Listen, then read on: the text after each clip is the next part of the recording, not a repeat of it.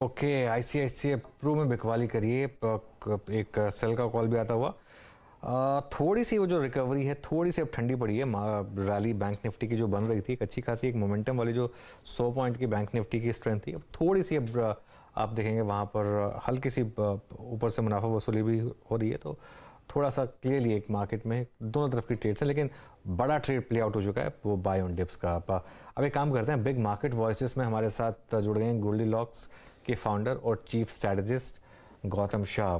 गौतम शाह ने ऑफकोर्स ये company establish की थी, उससे पहले वो जेएम फाइनेंशियल में काफ़ी समय तक वहाँ के हेड टेक्निकल रहे थे और काफ़ी समय से आप उनको चैनल पर देख रहे होंगे। और काफ़ी इनका एक जो एक खास स्ट्रेंथ है वो है मैक्रो और चार्ट्स दोनों को कंबाइन करना और एक ब्यूटीफुल कॉल्स वहाँ से निकालना। चलिए गौतम जी, गुड मॉर्निंग। सबसे पहले तो ये बताइए कि इस समय का जो एनवायरनमेंट है उसमें आप एक क्लियरली जो डाइवर्जेंस देख रहे हैं हम निफ्टी और बैंक निफ्टी की, सबसे पहले तो उसको कैसे अप्रोच करेंगे आप? निफ्टी भी स्ट्रांग है लेकिन उतना स्ट्रांग नहीं जितना बैंक निफ्टी है, क्योंकि निफ्टी आईटी में वीकनेस है। तो पहले बड़े इंडेक्स की बात कर लेते हैं, उसके बाद हम सेक्टर स्पेसिफिक और स्टॉक स्पेसिफिक बात करेंगे। Good morning Anuj. वेल ये एक्चुअली गजब का एनवायरनमेंट है क्योंकि we are seeing shades of optimism and fear.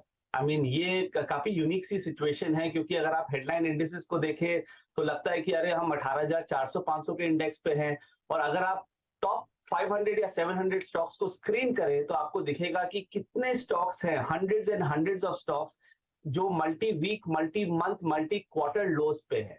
तो जो मार्केट जो दिखा रहा है वो डेफिनेटली इंटरनली मार्केट में है नहीं। अब इसको आप पॉजिटिवली भी ले सकते हैं, नेगेटिवली भी ले सकते हैं। हम इसको पॉजिटिवली रीड कर रहे हैं क्योंकि मुझे लगता है कि धीरे धीरे मिड कैप्स और स्मॉल कैप्स में बड़ी स्ट्रेंथ आनी चाहिए।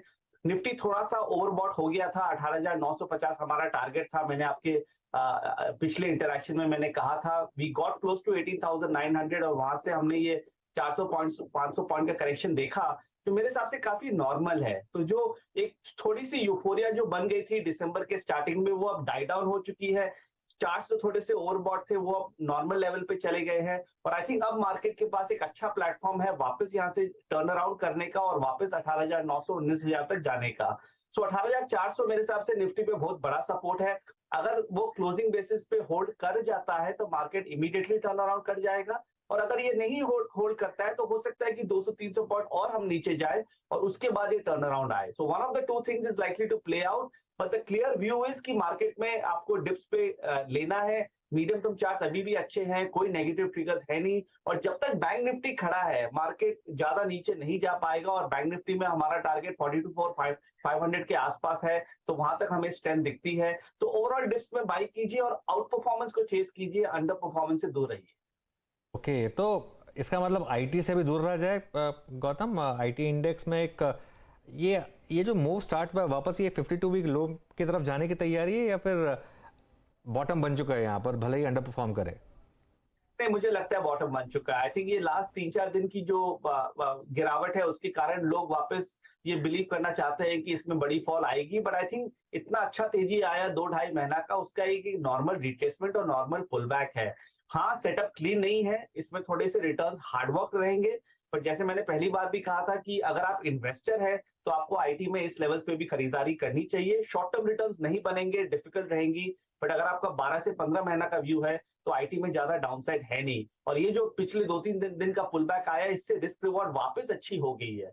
सो टॉप स्टॉक्स पे फोकस कीजिए, टॉप मिड कैप आईटी में फोकस कीजिए, इन्वेस्टमेंट के हिसाब से सोचिए, रिटर्न बनेगी। ओके, तो गौतम जी के